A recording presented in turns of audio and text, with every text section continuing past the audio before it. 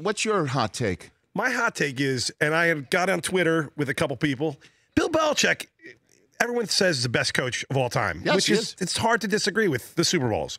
But Bill Walsh, and I did a little comparison, his pedigree is insane.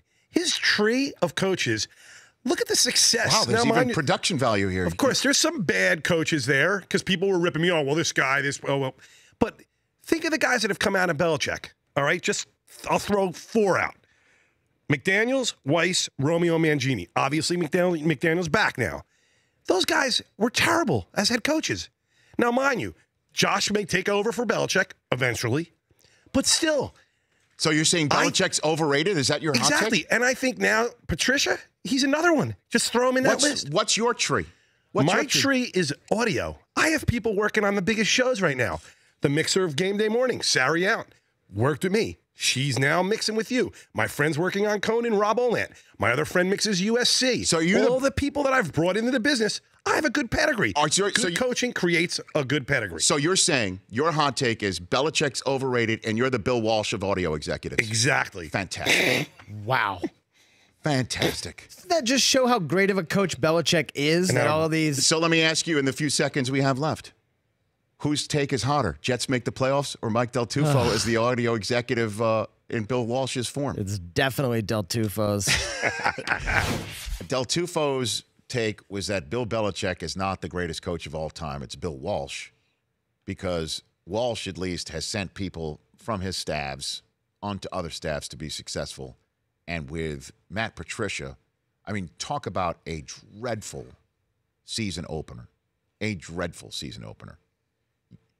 Peter King sent out a great tweet saying the Bills, despite how horrible they looked and how the fan base may have no hope, the Lions had the worst Week 1 loss. They're home. They have Matthew Stafford.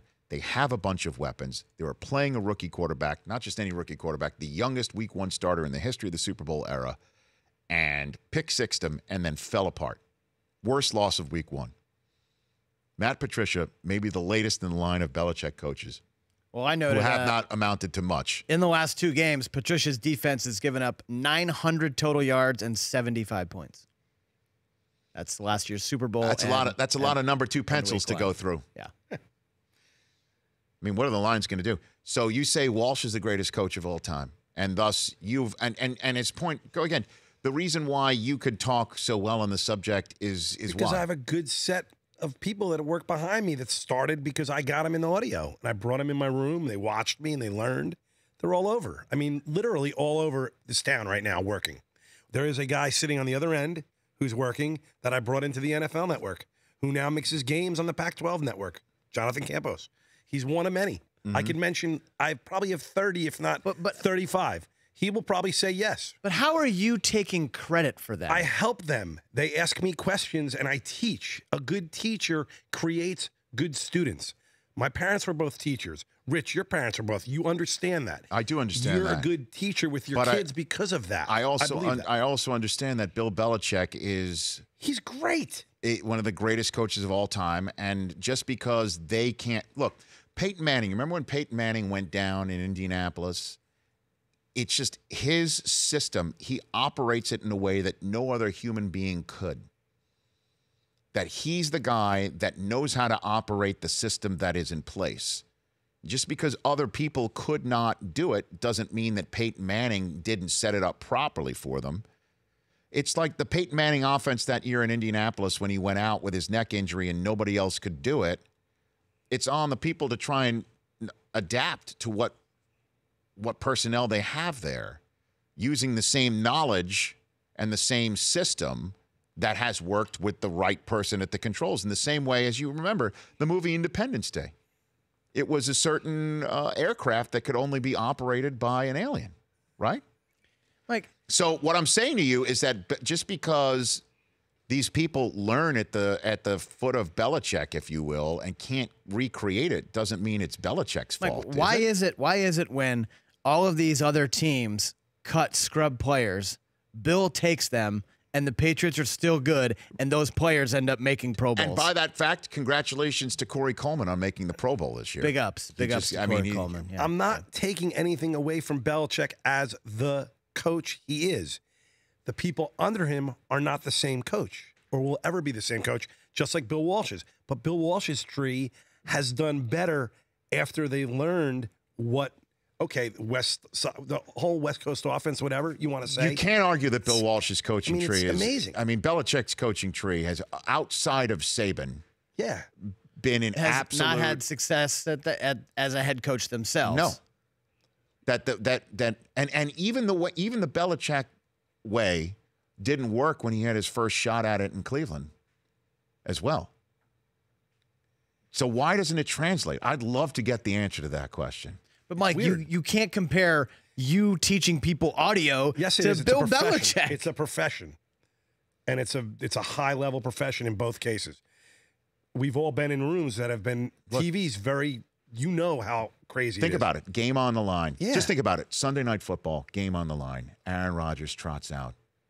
He goes out there on the field, getting set to go under center, and somebody hits the wrong button in the audio booth. It's like mixing a Super Bowl. Yeah, it's like mixing a Super Bowl. Which I've done 19 of. Which he's done 19 of. There you go. Pre-games. You've done the pre-games. Okay, that's important though. I mean, Mike, that's a huge. No, But Mike, because you leave out facts.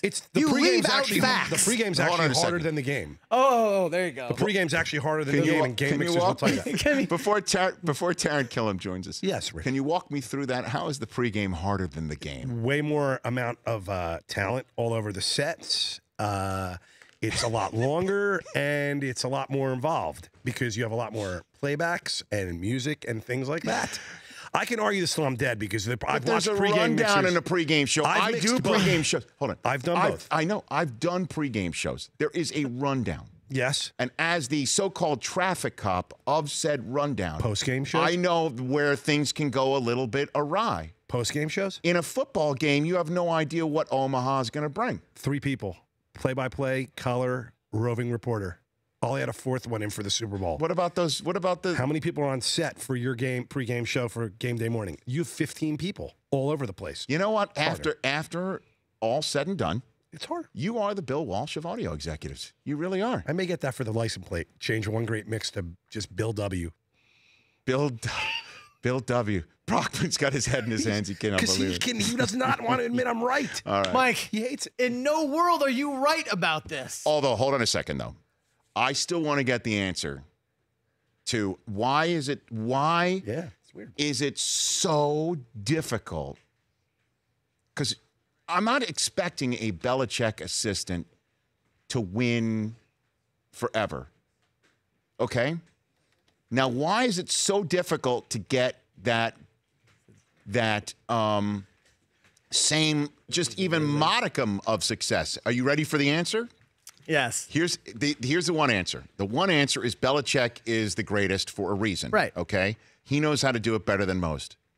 I'm now going to grab the Rich Eisen show. Oh, jeez. Okay. Hot take plank being grabbed right now. And the other thing is, like, not everyone can lead. Hold on a second. The reason why Belichick assistants do not do as well elsewhere than they do with Belichick is because they don't have Tom Brady at quarterback. That Belichick is a system coach. I love it, Rich. That's my hot take, Plank. I can't agree more. That's a problem if he agrees. There's a problem. That means your take ain't worth the plank. Tom Brady's you not up. walking through that door in Detroit. Nope. Neither is Gronk. Nope. Gronk's not going to come in there and sharpen that number 2 pencil over the right ear. Edelman ain't walking in. Belichick's not walking in to help out Patricia. Have a number 2 pencil when his sheet is laminated? He doesn't use it. Have you noticed he doesn't use it? It's just a prop. So dumb. It's his thing. Just like Del Tufo's thing is to say he's listening when he's not. The Rich Eisen Show, weekdays at noon Eastern on Audience.